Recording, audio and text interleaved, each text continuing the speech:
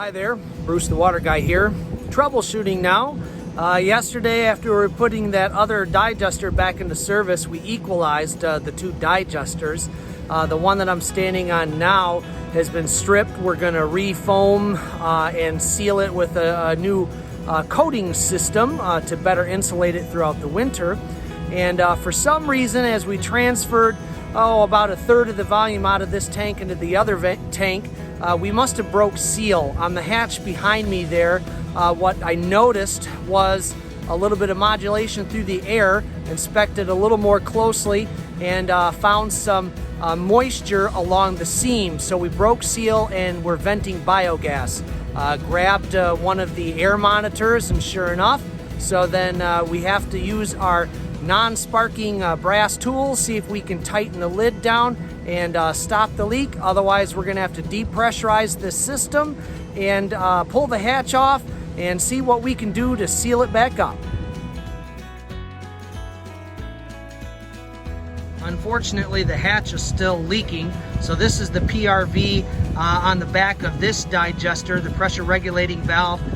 The pressure relief is on the top, the vacuum relief is on the bottom. We're gonna have to pull the shroud off and remove the lead weights and ventilate this so that we can safely open the hatch to make the appropriate repairs.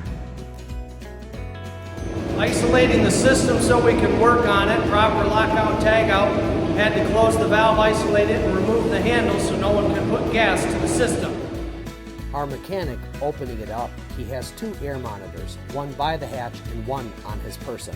So what we found here on these studs, in between the washers, somebody had used a rubber washer and that deteriorated, loosening the seal up. You can see some staining on the side of the wall where the gas was escaping. And so now we have a new gasket coming. Unfortunately, I can't get that for a couple of days.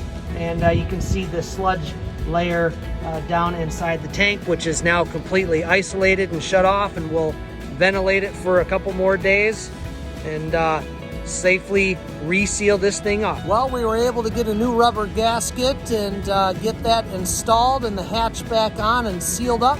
So now we're going to pressurize this digester and purge the oxygen out, seeing as it's an anaerobic system working without oxygen, and get back to producing some biogas and methane so we can send that across the street to the generator where we recover heat and electricity to the system. Check out one of my earlier videos where you see how we make poo power.